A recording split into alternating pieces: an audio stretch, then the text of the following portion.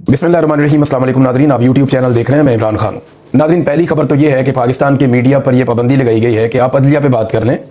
अदलिया का जो बेड़ा गर्क किया गया है 27वीं आईनी तरमीम में, उसके ऊपर आप डिस्कशन करें। दो दीगर चीज़ें हैं जो उनके ऊपर आप बातचीत करें। 18वीं तरमीम में जो पाकिस्तान पीपल्स पार्टी के एतराज़ात थे, वो चीज़ें निकल रही हैं, उस पर आप बात करें।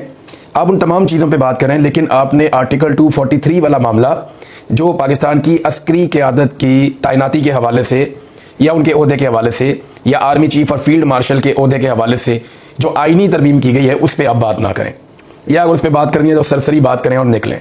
ये पाकिस्तान के मीडिया को बाकायदा अहकाम दिए गए हैं कि आपने इसको डिस्कस नहीं करना, बाकी आप जो मर्जी डिस्कस कर लें। अब पाकिस्तान में मीडिया के ऊपर मुकम्मल तौर पर चेक है, तो हम कुछ लोग हैं जो ये फ़ायदा उठा लेते हैं कि इस वक्त हम पाकिस्तान में मौजूद नहीं है और हम इस पर बात कर सकते हैं। पाकिस्तान में जो हमारे दोस्त हैं, ऐसा नहीं है कि उस पर बात कर नहीं सकते हैं, उनकी काबिलियत नहीं है। इस वक्त वो बहुत मुश्किल में और दिक्कत में है, वो जो कहना चाहते हैं वो कह भी नहीं पा रहे। तो फिर हमें ज़्यादा ज़ोर से कहना पड़ेगा ताकि आम आदमी को समझ आए कि पाकिस्तान के आइन के साथ ये जो डकैती मारी गई है, साजिश की गई है, शब खून मारा गया है, ये एक्चुअली है क्या। पहले जरा आप समझ लें, मैंने बिल्कुल बात नहीं करनी उसके ऊपर अदलिया वाले मामला पे। उस पर अगर आपने बात सुननी है तो जाके आप सिद्दीक जान साहब की बात सुन लें, बाकी जो दोस्त पाकिस्तान में हैं उनकी आप बात सुन लें, वो आपको मेरे से बहुत बेहतर समझा देंगे कि अदलिया के साथ क्या हुआ। मैं आपको वन लाइनर बता देता हूँ कि पाकिस्तान में एक अदलिया हुआ करती थी, बस। मेरे पास इसके हवाले से एक खबर है कि पाकिस्तान में एक दफ़ा का जिक्र है कि पाकिस्तान में एक अदलिया हुआ करती थी, बस। अब वो हुआ करती थी, अब वो नहीं है। मेरे पास खबर सिर्फ इतनी है। तफसीलात अगर आपने सुननी है तो पाकिस्तान में हमारे बहुत सारे दोस्त हैं जो इसके ऊपर बात कर रहे हैं, उनसे आप सुन लें। मैं बात करूंगा सिर्फ फील्ड मार्शल आसिम मुनीर साहब को मिलने वाली सहूलियात के ऊपर, और उन्होंने वो सहूलियात क्यों ली उस पर। सबसे पहले तो ये 6 चीज़ें आपने याद रखनी है जो इस मुबैना आईनी तरमीम में मुबैना तौर पर उन्हें दी जा रही हैं। नंबर 1, जो फील्ड मार्शल का ओहदा है वो उनका ताहयात रहेगा। हुकूमत ने काम तो बड़ा वाहियात किस्म का किया है, लेकिन मैं आपको उसकी तफसीलात बता रहा हूँ कि फील्ड मार्शल का ओहदा ताहयात, फील्ड मार्शल के ओहदे के लिए मुराद ताहयात, उन्हें ताहयात इस्तस्ना हासिल होगा मुकदमात से। ये 3 चीज़ें होगी।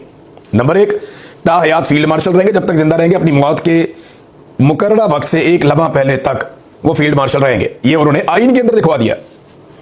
नंबर 2 लिखवा दिया कि ताहयात अपने मरने से एक लम्हा पहले तक भी उन्हें वो तमाम मुराद हासिल रहेंगी जो उन्हें अभी हासिल है। नंबर 3, उन्हें ताहयात एक इस्तस्ना रहेगा, वो आइन तोड़ें, वो कोई काम करें, वो कुछ उल्टा सीधा कर दें, पाकिस्तान में कोई जुर्म उनसे सरजद हो जाए तो उनको अब एक इम्यूनिटी मिलेगी, एक इस्तस्ना मिलेगा जो सदर पाकिस्तान को सिर्फ उसके टाइम ड्यूरेशन के बीच में मिलता है। सदर को एक इस्तस्ना होता है और वो सिर्फ उस टाइम तक के लिए होता है जब तक वो सदर के ऑफिस में होता है, उसके अलावा उसको वो इस्तस्ना नहीं मिल सकता। तो ये इस्तस्ना फील्ड मार्शल के ओहदे को सारी जिंदगी के लिए मिल जाएगा। यानी आसिम मुनीर साहब अपनी मौत से एक लम्हा पहले तक कोई भी जुर्म करेंगे, उन्हें इस्तस्ना हासिल रहेगा। नंबर 4, इनको नौकरी से निकालने का तरीका इंतहाई मुश्किल बल्कि नामुमकिन कर दिया गया है। पाकिस्तान में आज तक किसी भी सदर को इम्पीच नहीं किया जा सका, तो इन्होंने इम्पीचमेंट का तरीका इस पर लागू कर दिया, या फिर कोई 2/3 अक्सरियत लेकर आए और लाकर आइन को बदले। चौथा यह है कि नौकरी से नहीं निकाला जा सकता, या ये फील्ड मार्शल का ओहदा खत्म ही नहीं किया जा सकता। 5वां यह है कि पूरी मुसल्लह अफवाज हत्ता के जो एटमी प्रोग्राम तक है उसके ऊपर फील्ड मार्शल का पूरा कंट्रोल हो जाएगा। वो हर चीज़ को अपनी कमान में ले लेंगे और chairman chief of joint staff का ओहदा जो है वो खत्म हो जाएगा। और छठी चीज़, इसके बावजूद अगर उनका दिल करे कोई नौकरी करने को, मिसाल के तौर पर मैं आपको बता देता हूँ कि उनका दिल करे कि वो सऊदी अरब जाना चाहते हैं या गजा में जाना चाहते हैं, और उन्हें ये लगता है कि गजा के अंदर एक अच्छा पैकेज है, मैं वहाँ चला जाता हूँ, या सऊदी अरब में एक बड़ा शानदार है, मैं अपनी ज़िंदगी वहाँ गुजारना चाहता हूँ, तो वो आर्मी चीफ के ओहदे से रिटायर हो जाएंगे, वहाँ एक नया आर्मी चीफ आ जाएगा। लेकिन बतौर फील्ड मार्शल वो मरते दम तक मौजूद रहेंगे, और बतौर फील्ड मार्शल अपने इस्तस्ना के हमरा, अपनी मुराद के हमरा वो सऊदी अरब चले जाएंगे और खाद महीने हर महीने शरीफैन बन जाएंगे। समझ आइए आपको। ये छठी सहूलत भी उन्हें हासिल है इस आईनी तरमीम के अंदर, मुबैना तौर पर अब तक जो चीज़ें सामने आई हैं। ये इन्होंने किया क्यों? देखिए, एक बात आप ज़हन में रखें कि जनरल आसिम मुनीर साहब ने जनरल बाजवा साहब की हालत देखी है। उन्होंने देखा कि जिस जनरल बाजवा के जूते पॉलिश करती थी नून लीग, और जिनके बारे में ये बार बार कहते थे हमें इलेक्शन जितवा दो, ख्वाजा आसिफ ने बाकायदा जनरल बाजवा को व्हाट्सएप कॉल करके कहा कि मैं इलेक्शन हार रहा हूँ, क्या कर रहे हैं आप, और अपना तलक मलक लगा के उन्होंने इलेक्शन जीत लिया। जिस जनरल बाजवा के जरिए से इन्होंने इमरान खान के खिलाफ तहरीक अदम एतमाद को कामयाब बनाया। अब ये खुद ही बताते हैं ना, इनके अंदर से बंदे उठ के रोजाना बताते हैं, फजल रहमान ने बताया, बाकी सब ने बताया, शाहिद खाकान ने बताया कि इमरान खान के खिलाफ अदम एतमाद के अंदर हम सारे शामिल थे और फौज ने हमसे मिलकर करवाई है। Bajwa was responsible for that. Mohammad Zubair भी बताते हैं, अब तो सब खुलकर बता रहे हैं, ऐसा नहीं है कोई ढकी चुकी बात है। तो जो जनरल बाजवा के साथ मुस्लिम लीग नून ने और पीपल्स पार्टी ने की है ना, जो जनरल बाजवा की बैंड बजाई है इन्होंने मिलकर उसकी रिटायरमेंट के बाद, तो आसिम मुनीर साहब को यह समझ आ गई कि ये लोग किसी के भी सगे नहीं है, जिस दिन मेरी वर्दी उतरेगी ये मेरी भी बैंड बजा देंगे। इमरान खान का खौफ तो उनको है ही, उनके दिमाग में ये बात बैठी हुई है कि इमरान खान का रास्ता रोकना मुमकिन नहीं है, प्रेशर बढ़ता जाएगा, एक वक्त आएगा इमरान खान को छोड़ना पड़ेगा, मुल्क चल ही नहीं रहा। अगर मुल्क को चलाना है, सियासी इस्तेहकाम लेकर आना है, तो इमरान खान को जेल से बाहर निकालना पड़ेगा। लेकिन अगर वो जेल से बाहर निकलकर रेलिवेंट हो जाता है और इक्तदार में आ जाता है, तो मेरी तो ऐसी तैसी फिर जाएगी, क्योंकि हमने तो वो सारा काम कर दिया हुआ है जो जिसकी आइन और कानून इजाजत ही नहीं देता।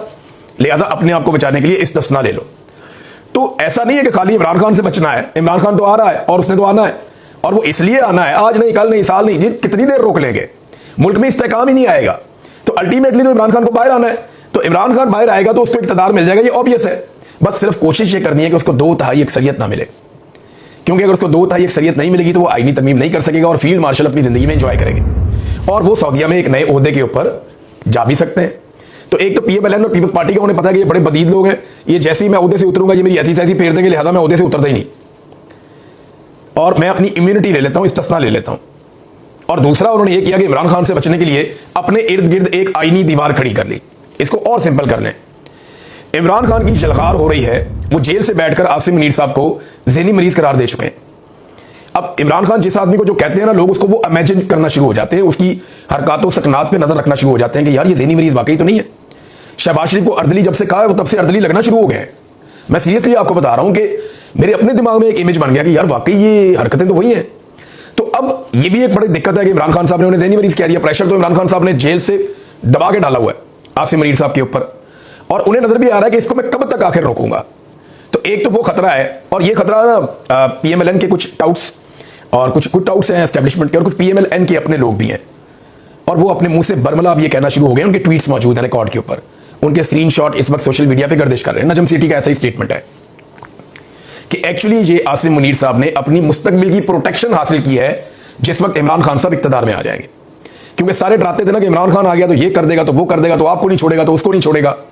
हालांकि इमरान खान ने कहा भी कि मैंने किसी से बदला नहीं लेना, मैं अपने मुल्क की खातिर बात करना चाहता हूं। लेकिन ये सारे डरे हुए हैं, सहमे हुए हैं। अब जिसके दिल में चोर हो वो डरता ही है ना, हर आदमी तो नहीं डरता। मैं एक मीटिंग में था, कल जर्मनी में आया हुआ था, फ्रैंकफर्ट में, तो वहां पे बहुत सारे लोग थे। मैंने उनसे पूछा, मैंने कहा आप में से किसी को इस्तिस्ना चाहिए? तो पूरे हॉल ने कहा नहीं चाहिए। तो मैंने उनसे पूछा कि आपको क्यों नहीं चाहिए? उन्होंने कहा हमने कुछ किया ही नहीं, हमारे दिल में चोर है ही नहीं, हमें क्यों इस्तिस्ना चाहिए होगा। नबी अकरम सल्लल्लाहु अलैहि वसल्लम ने फरमाया कि मेरी बेटी भी अगर चोरी करेगी तो मैं उसका हाथ काट दूं। बेटी के लिए इस्तिस्ना नहीं था। हजरत खालिद बिन वलीद रज़ी अल्लाह तआला अन्हु को दौरान जंग माजूल कर दिया गया। इस्लाम की तारीख का सबसे बड़े जर्नैलों में से एक जर्नैल, अल्लाह की तलवार, उनके लिए भी इस्तिस्ना नहीं था। हजरत अबू बकर सिद्दीक रज़ी अल्लाह तआला अन्हु के लिए इस्तिस्ना नहीं था। सैयदना उमर फारूक रज़ी अल्लाह तआला अन्हु के लिए इस्तिस्ना नहीं था। हजरत उस्मान गनी रज़ी अल्लाह तआला अन्हु के लिए इस्तिस्ना नहीं था। हजरत अली शेर खुदा के लिए रज़ी अल्लाह अन्हु के लिए कोई इस्तिस्ना नहीं था। तो जब इन लोगों के लिए, इतनी बड़ी बड़ी हस्तियों के लिए इस्तिस्ना नहीं था, तो ये किस खेत की मूलियां जो लोग इस्तिस्ना ले लेते हैं और लगे हाथों सारे इसके अंदर अपने हाथ धोते हैं। अभी पता चला है कि तजवीज़ आई है कि जो सदर पाकिस्तान है, वो जो एक दफ़ा सदर बन गया उसको ता हयात इस्तिस्ना दे दिया जाए, यानी उसके ऊपर पूरी ज़िंदगी में फिर कोई केस नहीं बनेगा, और इसका अब इसके ऊपर जो है वो अमल दरामद कर दिया जाए। वज़ीर आज़म के बारे में भी यही तजवीज़ आई कि वज़ीर आज़म को भी इस्तिस्ना दे दें। वज़ीर आज़म अपने ओहदे से फारिग भी हो जाए तो बाकी ज़िंदगी कुछ भी करता रहे, उसको इस्तिस्ना जनाब को कोई इसको हाथ नहीं लगा सकता, कोई इसके ऊपर केस नहीं बना सकता। ये होता है कोई दुनिया में? हज़रत उमर फारूक तो दूसरी चादर का हिसाब दे रहे थे।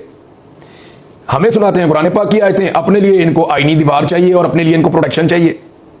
यानी हम गरीब पाकिस्तानियों के लिए, मिडिल क्लास के लोगों के लिए कुरान पाक की आयात और उनका तर्जमा है जो अपनी मर्जी के मुताबिक वक्तन ब वक्तन निकाल के अपनी ज़रूरत के मुताबिक कौम को सुना दिया जाता है, और अपने लिए इनको ज़रा भी तवक्कल नहीं है, इनको इस्तिस्ना चाहिए। भाई दूसरी सांस किसी ने नहीं देखी, कल किसी ने नहीं देखा, आप इस्तिस्ना के पीछे भाग रहे हैं। हमारे किसी खुलफाए राशिदीन में से, इस्लाम के बड़े बड़े जर्नैलों में से किसी ने कभी इस्तिस्ना लिया नहीं, लेकिन आसिम मुनीर साहब को इस्तिस्ना चाहिए कि उन्हें डर है।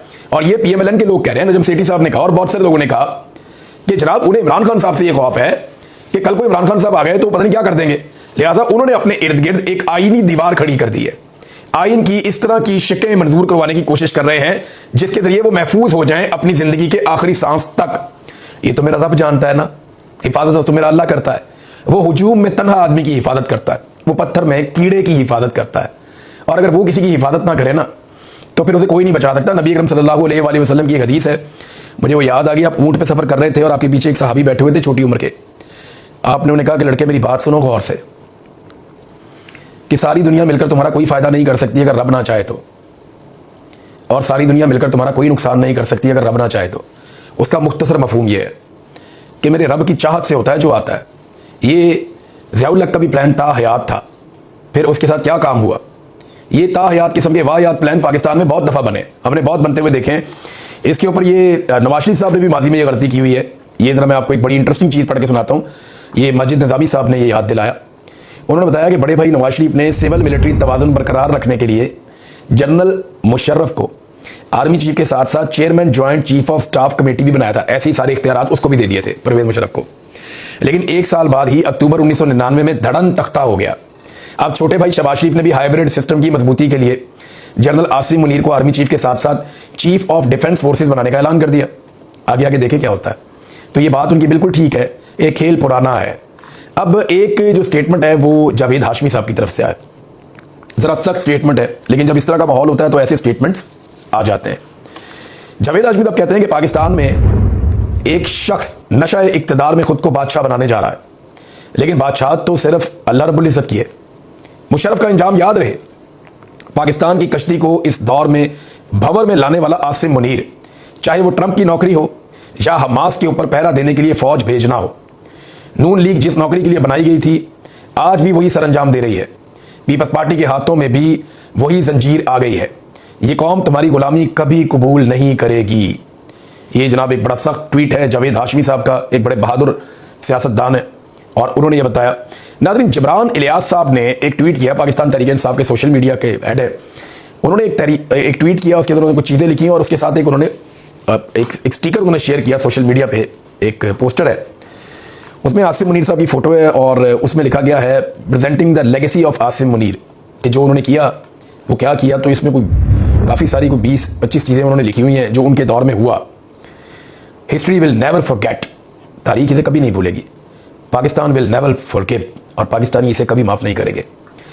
उन्होंने बताया क्या कि जनाब इन्होंने मनसूबाबंदी के तहत कत्लेआम करवाया और निहत्ते और पुरअमन एहतजाज करने वाले मुजाहिरीन पर। फिर मैस किलिंग्स ऑफ सिविलियंस, बहुत बड़े पैमाने पर सिविलियंस का कत्लेआम हुआ, अगवा हुए, जबरी तौर पे गुमशुदगियाँ हुई और गिरफ्तार लोगों के ऊपर टॉर्चर किया गया, मिलिट्री ट्रायल चलाए गए और कातलाना हमले हुए पाकिस्तान में। और इसके बाद अनप्रेसिडेंटेड इलेक्टोरल रिगिंग, यानी ऐसी कभी माजी में धांधली नहीं हुई जो इस मरतबा धांधली की गई। इन्होंने लोगों को हरास किया, इंटिमिडेशन ऑफ जजेस, जजों को हरास किया, उनको इंटिमिडेट किया। फिर अनकॉन्स्टिट्यूशनल ड्रैकोनियन अमेंडमेंट्स इन्होंने करवाई 26वीं और 27वीं।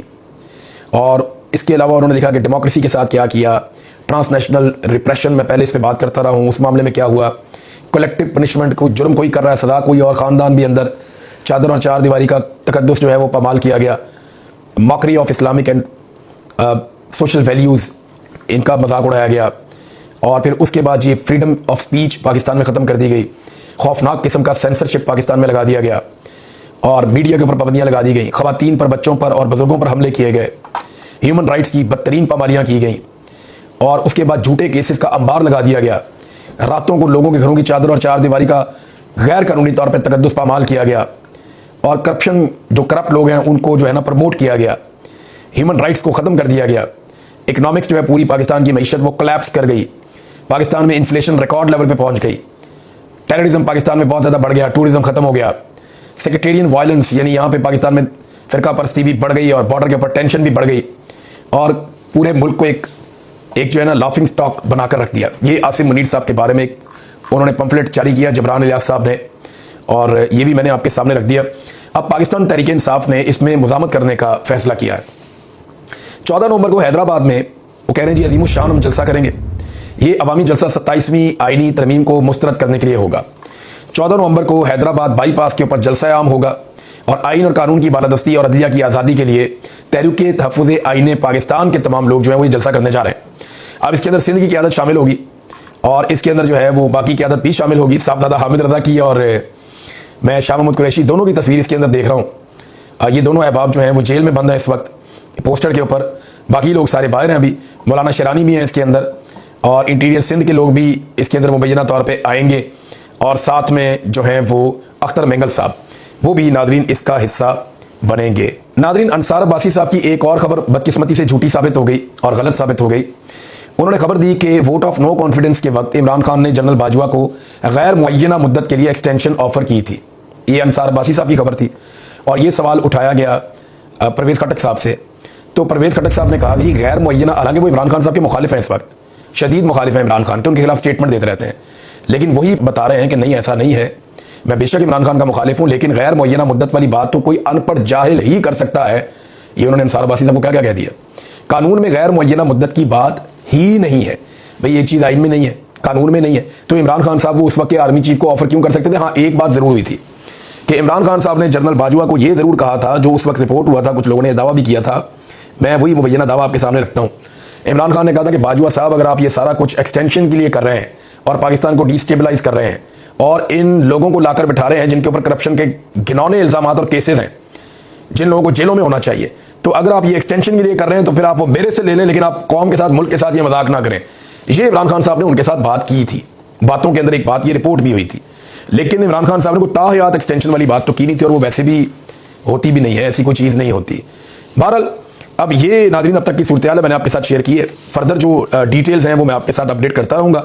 आज हमारा प्रोग्राम था फ्रैंकफर्ट में, म्यूनिख हम जा रहे हैं, जहाँ पाकिस्तानी अच्छी तादाद में रहते हैं, पाकिस्तानी हैं वहाँ जर्मनी में, और कल हमारा वहाँ पे इंशाल्लाह एक म्यूनिख में प्रोग्राम है। वहाँ जो ओवरसीज़ की कम्युनिटी है, ह्यूमन राइट्स के हवाले से और पाकिस्तान के अंदर democracy, rule of law, freedom of expression, इन चीज़ों के ऊपर और मैंडेट का एहतराम, इन चीज़ों पे हम कल बात करेंगे वहाँ पे अपने प्रोग्राम में। अब तक के लिए इतना ही, अपना ख्याल रखिएगा, अपने इस चैनल का भी। अल्लाह हाफ़िज़।